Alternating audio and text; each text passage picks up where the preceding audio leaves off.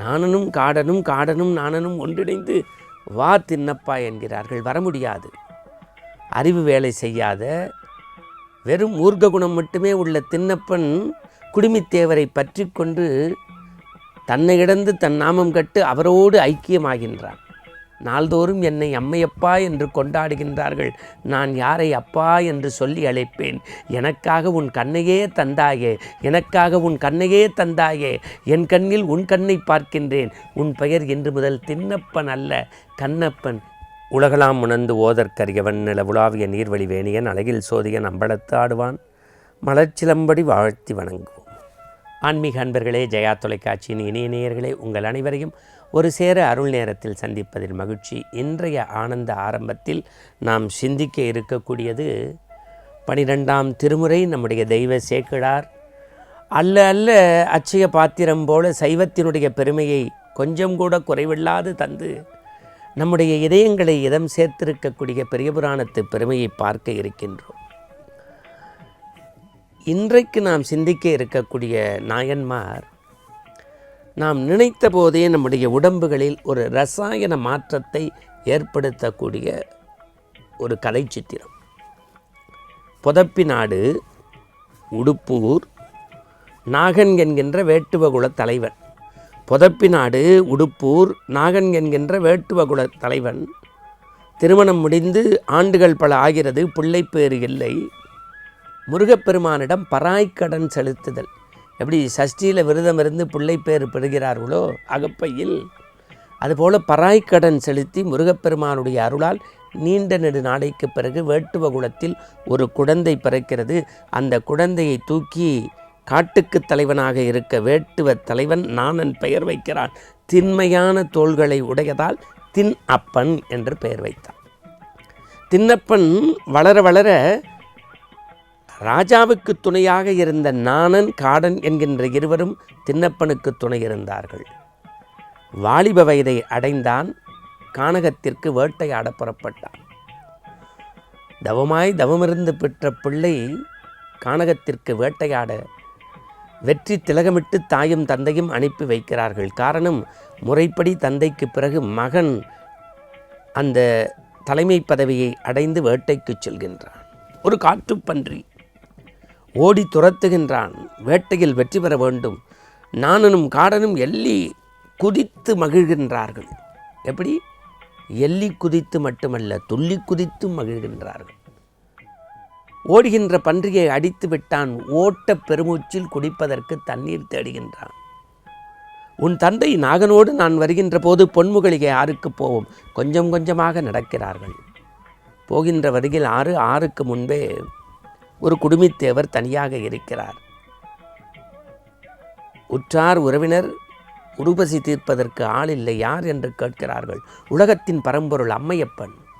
ஏன் தனியாக இருக்கிறார்கள்? இல்லை, நாள்தோறும் வேதம் படித்த கற்றறிந்த சிவகோசிரியார் என்கின்ற ஒரு சிவாச்சாரியார் இந்த குடுமித்தேவருக்கு நீராட்டி மலர் சூட்டி அன்னம் பாலித்து செல்வது வழக்கம். இன்று வரவில்லையே. நேரம் செல்கிறது.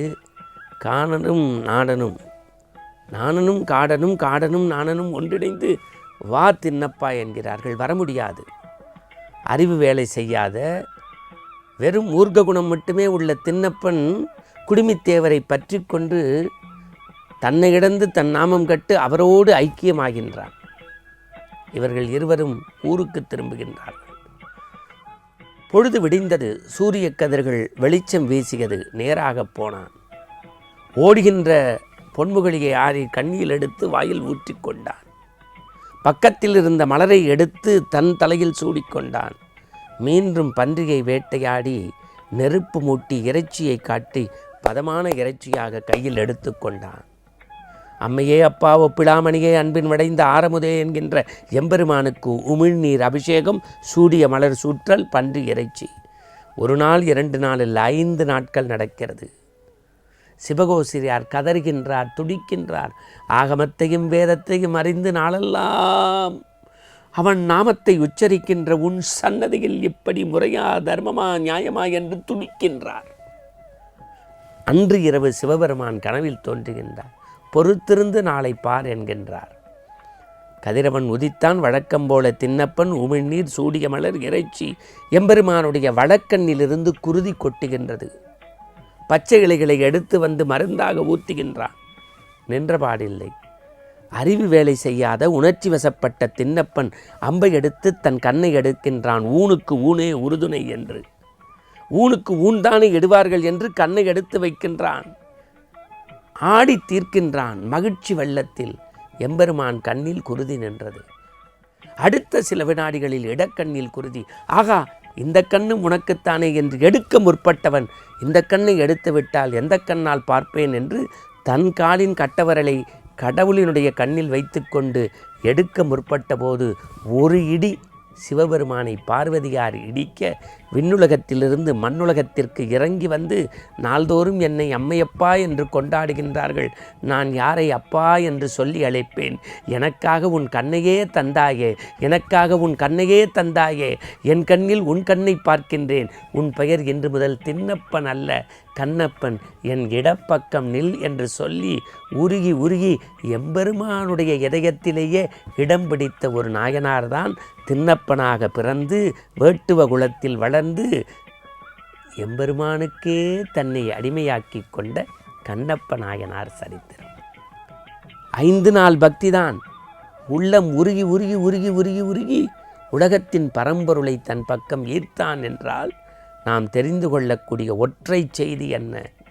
நாம் இறைவனுக்காக தன்னையே இழக்கக்கூடிய கண்ணப்பரை போல வாழ முடியாது. ஆனால் பிறர் கண்ணில் நீர் வடிந்தால் அதை துடைத்து ஆனந்தத்தை தரக்கூடிய துன்ப நீரை துடைத்து ஆனந்த நீரை வரச் செய்வதே கண்ணப்ப நாயனாரின் கருத்துள்ள கதை. மீண்டும் நாளை சந்திப்போம். வணக்கம்.